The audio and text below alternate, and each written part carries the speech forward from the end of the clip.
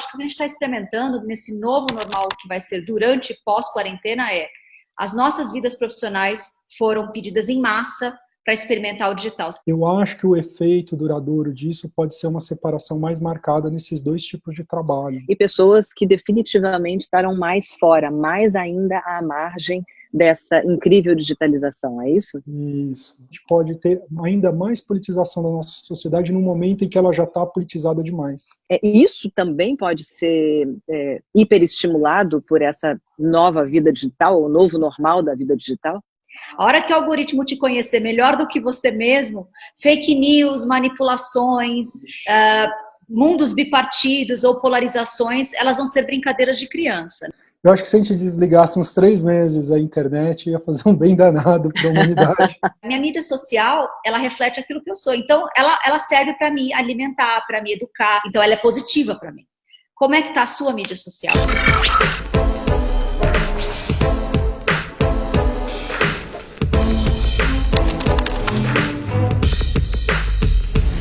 Oi, gente, bem-vindos ao Vai Dar o que Falar, que, claro, está diferente, está adaptado a esses novos tempos de coronavírus, mas não menos disposto a conversar sobre assuntos polêmicos, interessantes, relevantes com você, com a nossa audiência. Então, coronavírus, né?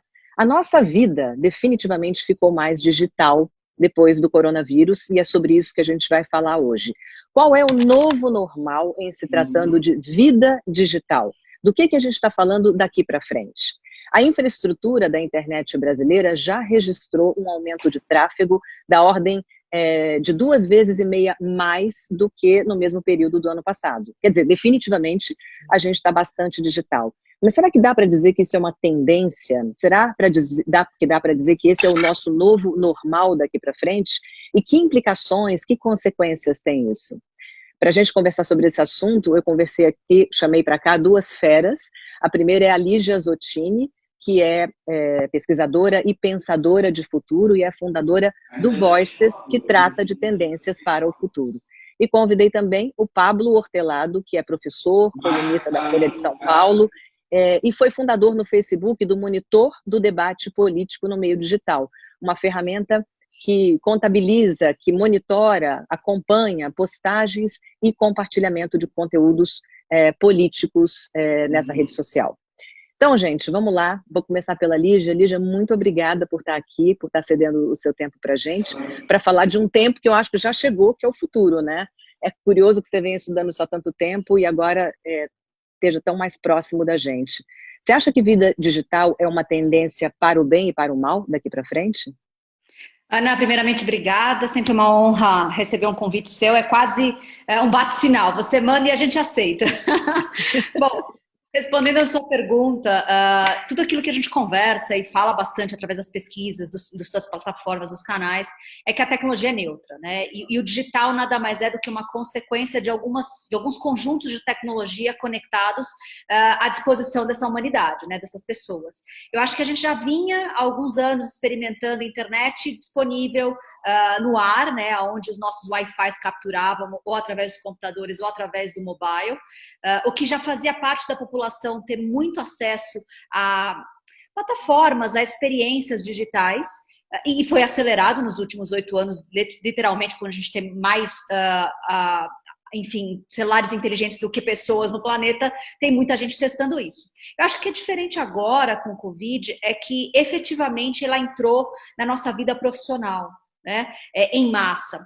A gente tem aí uns dados das principais empresas da Cato, onde em fevereiro 25% delas, somente 25%, diziam e afirmavam que faziam um dia por semana do tal do home office, do trabalho remoto, né? Provavelmente estatística que caiu por terra no mês seguinte, quando nós fomos solicitados a ficar em quarentena, ficar dentro de casa. Essas empresas da Cato, elas tendem a ser mais empresas de escritório, né, empresas do conhecimento e não talvez muitas daquelas que precisam operar no mundo físico. Então esse percentual aumentou muito e consideravelmente. Então desse lugar eu acho que o que a gente está experimentando nesse novo normal que vai ser durante e pós-quarentena as nossas vidas profissionais foram pedidas em massa para experimentar o digital, seja através da organização e do trabalho interno, seja através de alguns tipos de vendas que foram migrados para a internet.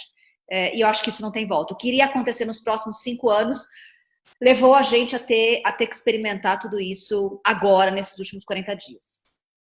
A gente viu, Pablo, ao longo da história recente da internet, que a participação das pessoas no mundo digital, ela se dá para o bem, mas ela se dá muito para o mal também. Não só por causa do impacto direto de você ter uma vida diferente da vida real, uma vida que você pode inventar, uma vida que você pode disfarçar, uma vida onde você pode fazer uma pose que seja adaptada à venda do seu produto, do seu serviço, ainda que seu produto seja você mesmo, e que isso tem uma série de consequências de ordem emocional, com impacto direto para quem está se autopromovendo e vendendo, mas um impacto direto também na vida política de todo cidadão, né? A gente viu que a criação de fake news e todas as consequências ruins de um mundo digital que tem esse grau de presença nas nossas vidas, pode ter.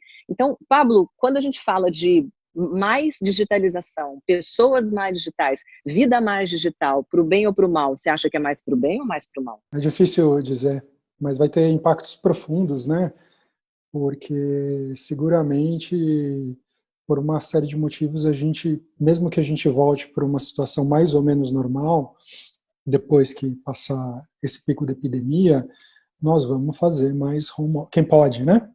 Quem tem esse tipo de trabalho atrás de uma tela do computador vai fazer mais home office, porque ficou evidente que uma série de encontros presenciais podem ser substituídos, porque a gente foi forçado a substituir todos eles, e vários deles funcionaram muito bem, por uma economia de recursos, porque é muito mais barato a gente fazer esses encontros do que, às vezes, pegar um avião, gastar um dia inteiro de deslocamento para fazer uma reunião, e também porque, provavelmente, por recomendação médica, né, a gente vai evitar aglomeração desnecessária, né, se encontrar, se fechar, encontrar outras pessoas, quando a gente pode substituir isso por uma comunicação digital.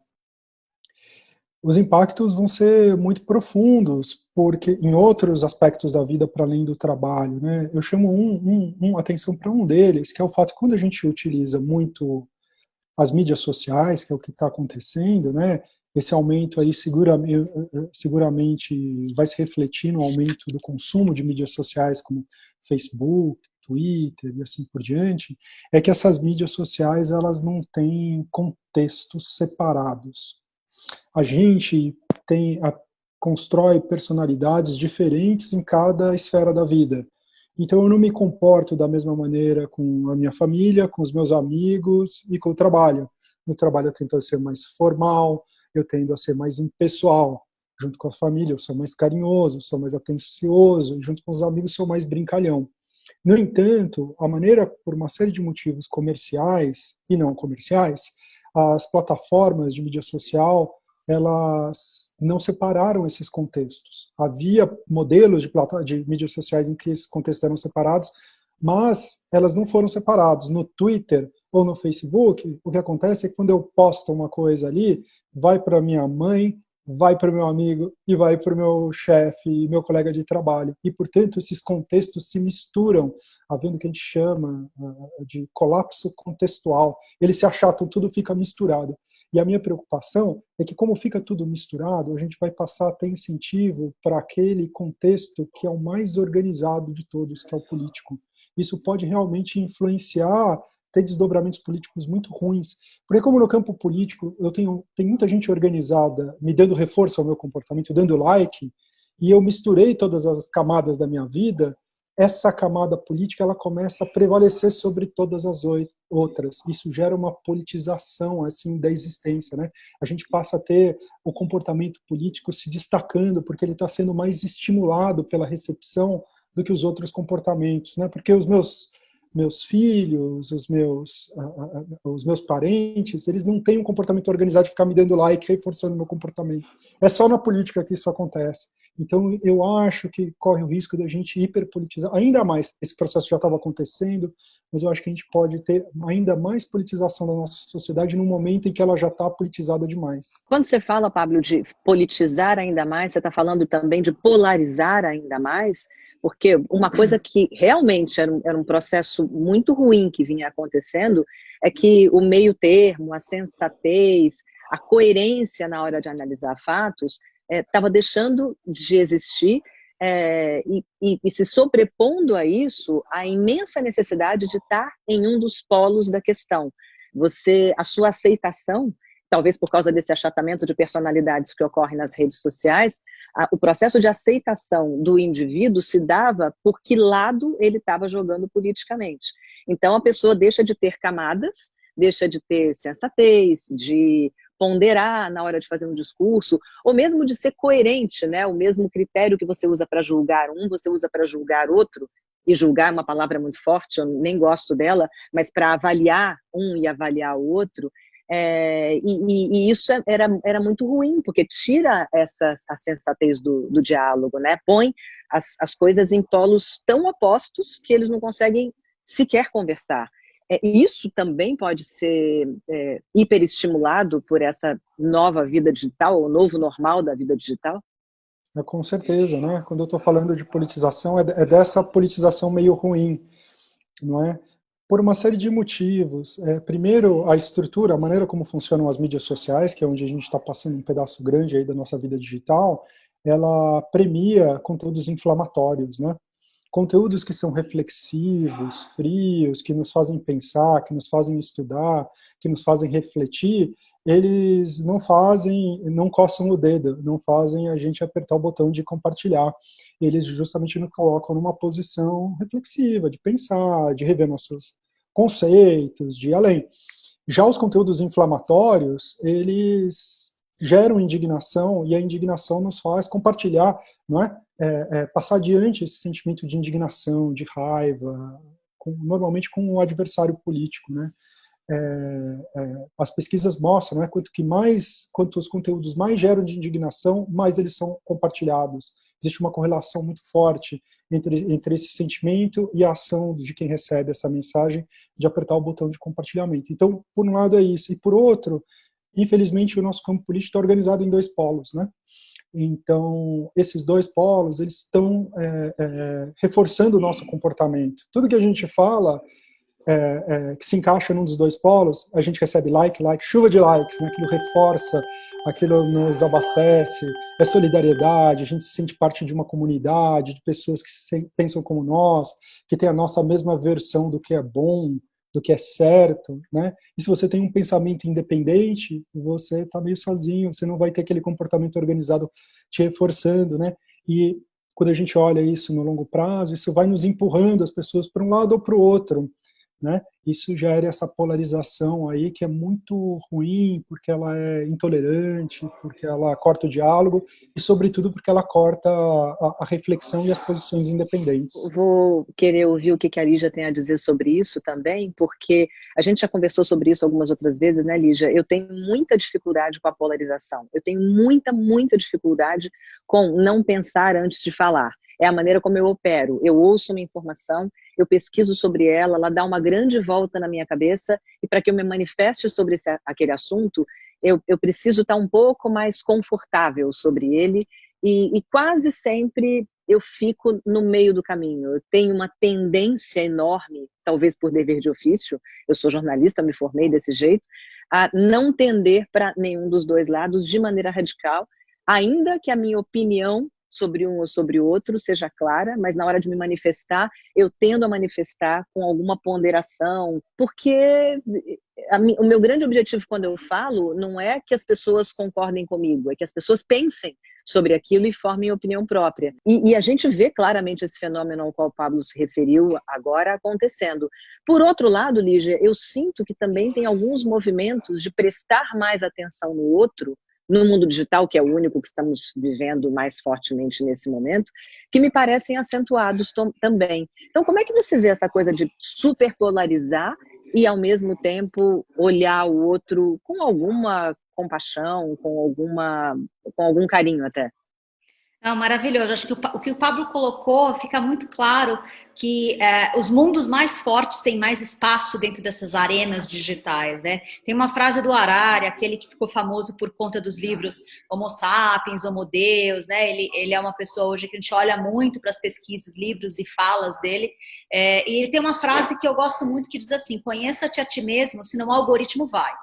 A hora que o algoritmo te conhecer melhor do que você mesmo, fake news, manipulações, mundos bipartidos ou polarizações, elas vão ser brincadeiras de criança, né? O algoritmo, ele é treinado não só para, de repente, te mostrar aquele sapato que você gosta mais, porque você ficou mais tempo olhando lá na loja, até para realmente vir e ter essa coisa do lugar confortável comum, ou até mesmo do lugar de fala, mais arenas de guerra, né, por conta de polarizações. Então, imagina que você tem uma quantidade de amigos X na sua mídia social, e a hora que você entra, ele estaria prontinho, se não tivesse nenhum algoritmo, para apresentar para você pelo menos tudo o que os seus amigos postaram nas últimas 3 horas. E olha que quando a gente está aqui nesse processo, se falando no digital, é impossível. Então, tem um natural organizar desse algoritmo, que ele vai tendendo para aquilo que é mais relevante, aquelas pessoas que você mais interage, né? Esse lugar todo de, bom, então eu vou pegar 10% do que os seus amigos produziram aqui nessa rede e te apresentar na hora que você abre ela. Bom, isso dito, eu acho que a gente vai ter que ter um espaço muito grande de trabalhar os nossos filtros na mídia social, sabe? Eu acho que essa frase pode até soar um pouco forte, mas eu vou dizer de qualquer forma. Todo mundo tem um feed, ou seja, a linha, né, aquele lugar, a página do Facebook ou das mídias sociais que merece, porque você está lá interagindo com o conteúdo, o algoritmo entende que ele tem que organizar de alguma forma aquele conteúdo para te apresentar, não dá para apresentar tudo que foi produzido, e aí desse lugar você acaba recebendo aquilo que você mais positivou, ou aquilo que você mais interagiu, aquilo que emocionalmente você mais se mostrou. Por isso que o lance de se conhecer é importante, né? E aí vem daquelas nossas conversas já em outros lugares, outros canais e outras formas, Ana, que eu acho que não tem só 2 mundos. Embora o polarizado está muito claro, tem muitos mundos dentro desse mesmo mundo. E a hora que você trabalha isso nos filtros da sua mídia social, você entra nela e olha assim, bom, aqui está sendo uma fonte de eu revisitar os conteúdos que para mim é importante, eu ver o que as pessoas que realmente me fazem pensar estão colocando agora, né, fazendo atualizações. Esse lugar de entrar na mídia social me faz bem, porque me educa, porque me conforta, porque me conecta àqueles que são importantes para mim. A outra opção eu entro na mídia social e fico com raiva.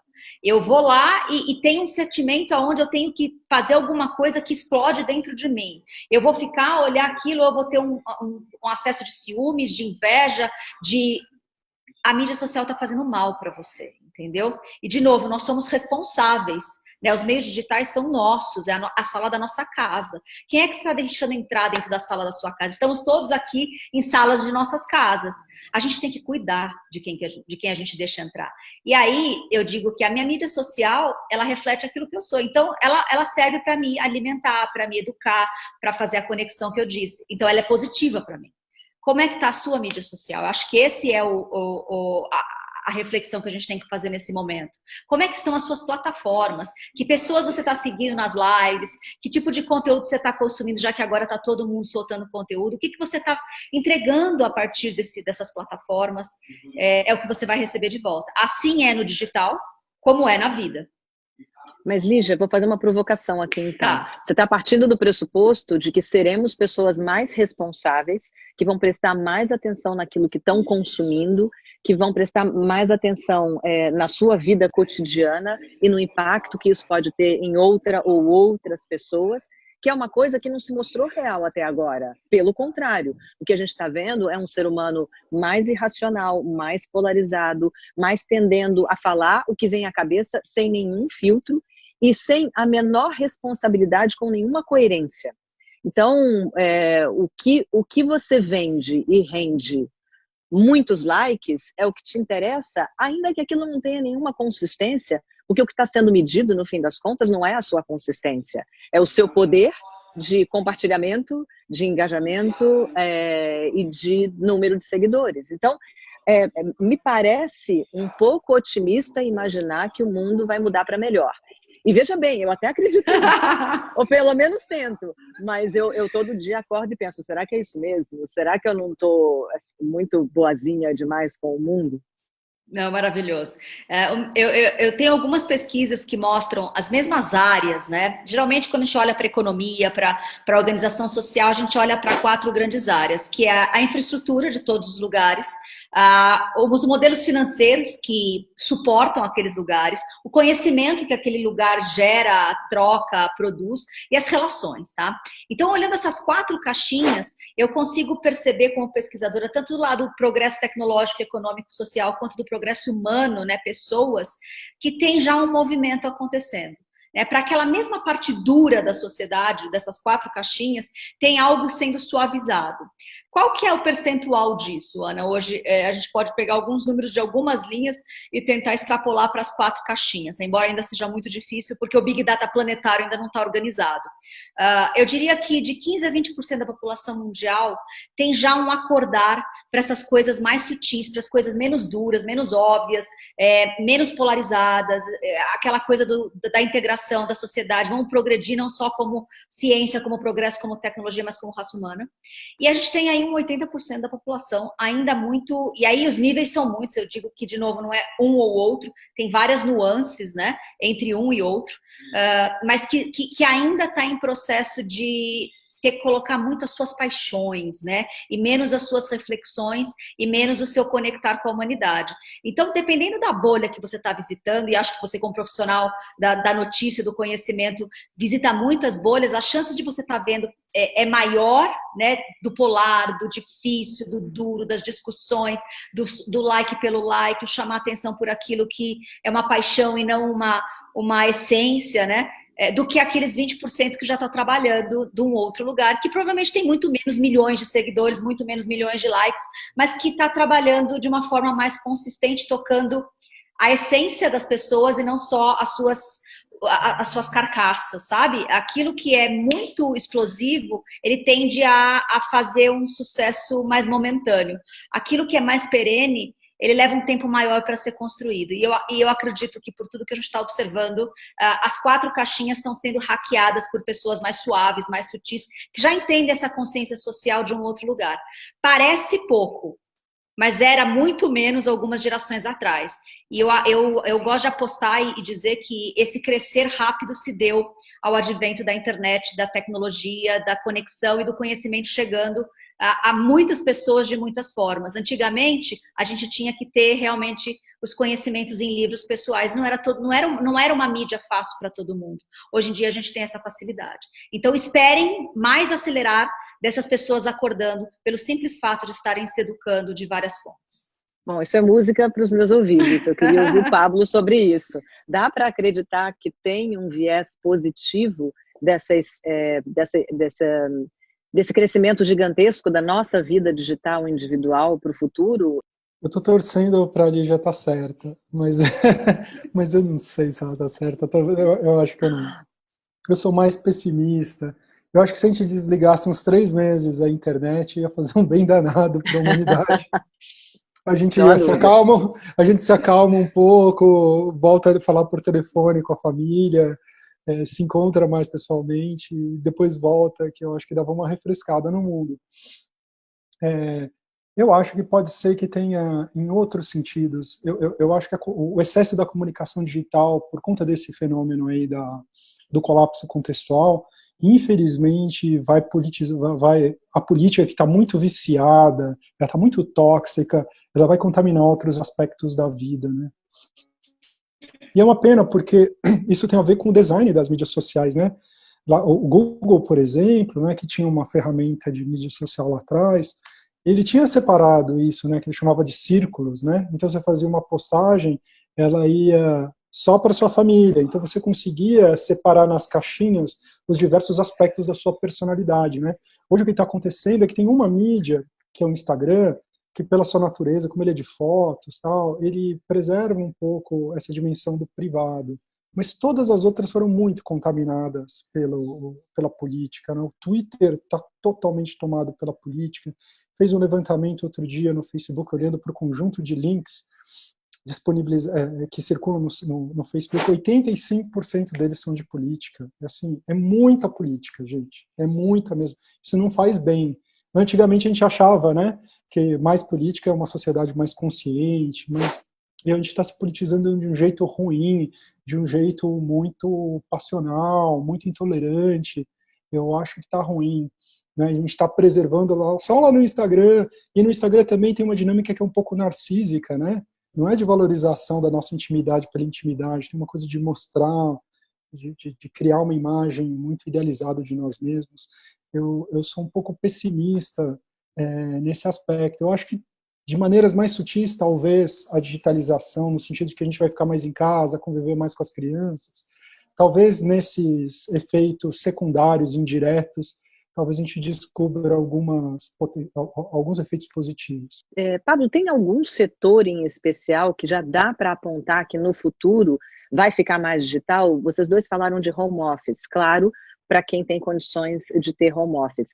Mas em termos de setores da economia, a gente já está vendo que alguns foram muito duramente afetados e tem analistas dizendo que eles estão definitivamente mortos, vão demorar um pouco ainda para serem enterrados, mas que não vão mais existir. Eu li um artigo outro dia do New York Times que falava que as salas de cinema, por exemplo, estão com os dias contados. E outros que cresceram estupidamente, os serviços de delivery, claro, está todo mundo em casa, mas também se descobriu que se pode cozinhar mais em casa. Então, talvez o uso de ingredientes que estão mais próximos de você, então de fontes de insumos mais próximas de você, e não só das grandes indústrias e dos grandes mercados, talvez isso seja um setor que cresça no futuro. Enfim, já dá para apontar setores da economia que vão se beneficiar muito disso e outros que vão perder muito com isso? Eu não sei dizer em termos de setores, mas tem um estudo interessante, foi feito na Sociologia do Trabalho no final dos anos 90, por um sociólogo chamado Manuel Castells, que mostrou que metade da força do trabalho finalzinho dos anos 90, passagem para os anos 2000, metade da força de trabalho trabalhava atrás de uma tela de computador, nos países mais ricos. Esse fenômeno seguramente se estende a nós. Isso é de tudo, né? Não é só no setor de serviços, né? Se você vai numa fazenda, tem um pedaço grande já do trabalho que acontece atrás de uma tela, porque tem alguém que está fazendo os contratos, tem alguém que está fazendo o gerenciamento dos produtos. Então, é na fazenda, é na indústria, alguém que está fazendo a contabilidade, alguém que está fazendo a parte administrativa, a parte jurídica, tem o serviço de telemarketing, tem uma quantidade muito grande de trabalhos que estão acontecendo atrás de uma tela de computador. Com esse nosso experimento forçado de todo mundo ir para trabalhar dentro de casa, eu acho que esse pedaço grande aí da força de trabalho vai se estabelecer. Só que ele não é muito bem distribuído, né? Os trabalhadores menos remunerados, menos qualificados, eles fazem uma proporção muito grande de trabalho que não é dessa natureza. Tem um pedaço dele que é, né, o atendente de call center, tem algumas coisas que estão secretariado, mas tem muito trabalho que é de fábrica, que é de trabalhar na colheita, de trabalhar com entregas de produtos, dirigindo caminhão, dirigindo carro para aplicativos. Todos esses trabalhos, eu acho que a cisão desses dois tipos de trabalho vai se acentuar e eles estão ligados aí a status diferentes, a remunerações diferentes. Eu acho que o efeito duradouro disso pode ser uma separação mais marcada nesses dois tipos de trabalho. Ou seja, o mundo polariza até nisso. Você vai ter pessoas que estão definitivamente conectadas e resolvendo suas vidas pessoais e profissionais usando a tecnologia para isso, e pessoas que definitivamente estarão mais fora, mais ainda à margem dessa incrível digitalização, é isso? Isso. E vão usufruir os benefícios, né? Benefícios de saúde, porque você se expõe menos ao vírus, benefício de convívio com os filhos, tem alguns benefícios de você fazer home office, você reduz o tempo de deslocamento, que ele é muito significativo numa cidade como São Paulo, ele é tipicamente 3 horas do seu dia, você ganhou 3 horas do seu dia para si, né? Que você pode conviver com os filhos, usar para lazer. Então, eu acho que esses benefícios aí desse experimento vão ser mal distribuídos. Tem um pedaço da classe trabalhadora que vai se beneficiar, mas ela é bem menor do que a classe média, né? A classe média praticamente inteira vai se beneficiar dessa mudança aí. Lígia, você concorda com isso? O que o Pablo está dizendo é que ele tá mostrando um outro processo de polarização, né? Ou seja, para a economia também, quem ainda não estava definitivamente adaptado, mesmo tendo à disposição recursos tecnológicos para isso, terá que se adaptar. E quem não estava adaptado porque não tinha acesso mesmo, porque são os trabalhadores de plantas industriais, ou trabalhadores de entrega, como ele citou, ou trabalhadores rurais, enfim, vão ficar ainda mais distantes desse imenso poderio tecnológico, desse imenso acesso à digitalização, e isso descola ainda mais as camadas do mundo?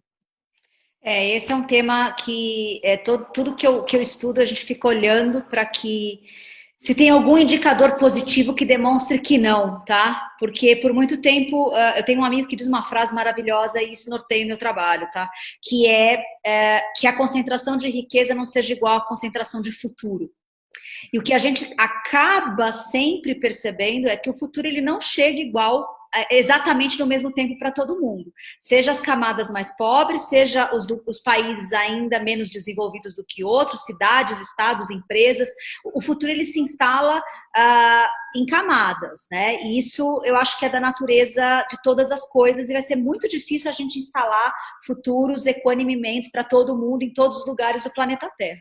Então, como é que o futuro ele acaba se instalando? Ele geralmente nasce dos polos mais criativos e mais vivos, né? E criatividade tem a ver com repertório, por isso que me dá um pouco de esperança como pesquisadora e como humana, olhar repertórios sendo democratizados através do digital. A hora que esses polos de criativo, eles começam a trazer futuro para o presente, você começa a perceber que eles se tornam referências, desde cidades, de empresas, pessoas, e essas pessoas referência influenciam como espelho outros lugares, cidades, empresas, pessoas.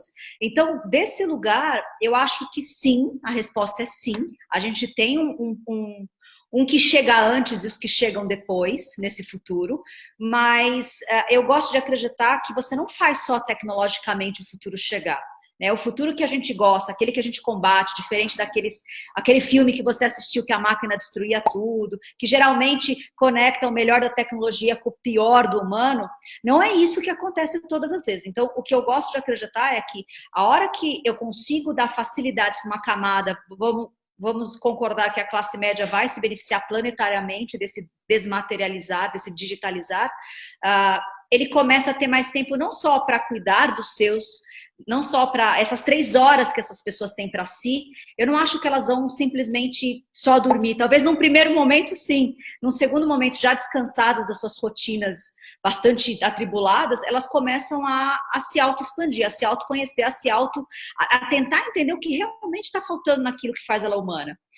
Essa classe média impacta diretamente a classe que, enfim, mais na base da pirâmide, mais vulnerável. Tá? As decisões dessa classe média, dessa classe que tem essa facilidade, desse mundo onde o futuro chega primeiro, ela impacta diretamente essa base da pirâmide. Então, essas pessoas mais acordadas, pessoas mais com uma consciência social mais expandida, porque elas vão ter tempo para olhar para tudo isso, você não vai fazer só melhores almoços, você provavelmente vai fazer melhores conversas, vai fazer melhores relações com mais tempo para se olhar.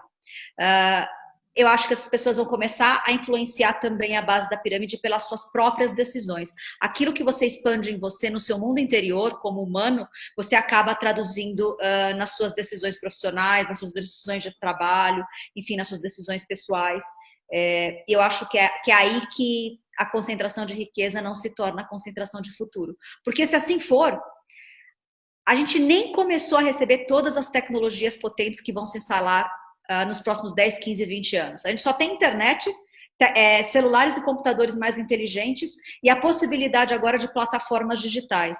Imagina quando a gente for artificialmente inteligente, virtualmente imersivo, computação quântica, blockchain, tudo chegando e eu for uma humanidade que eu não melhorei o meu humano.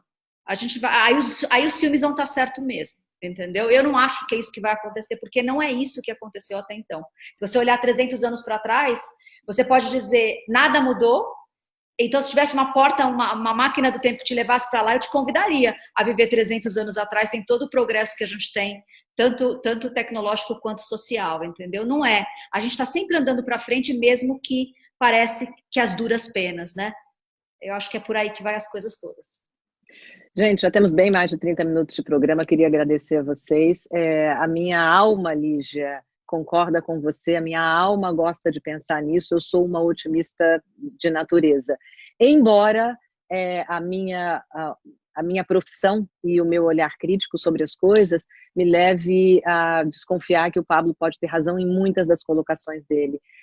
Essa extrema polarização do mundo, que é cruel, que é ruim, que é nociva, não só para o funcionamento do mundo, mas também para a nossa capacidade de raciocinar sobre as coisas, de criar sobre as coisas, né? Se a gente polariza demais, a gente fica muito raso no pensamento. E eu gosto da profundidade do pensamento. Então, acho que, enfim, é difícil chegar a um meio termo, mas eu gostei muito de ouvir esses dois lados e de saber que, independentemente daquele que vai se sobressair no futuro, ou no futuro muito próximo, a gente definitivamente vai sair dele muito, muito, muito mais digital do que entrou, né? A gente antecipou aí uns anos da nossa vida, né?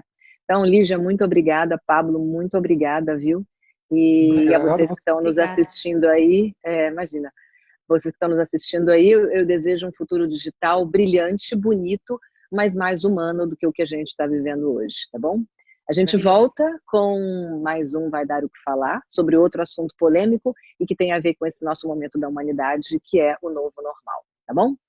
Beijo para vocês dois e beijo para quem está nos assistindo agora.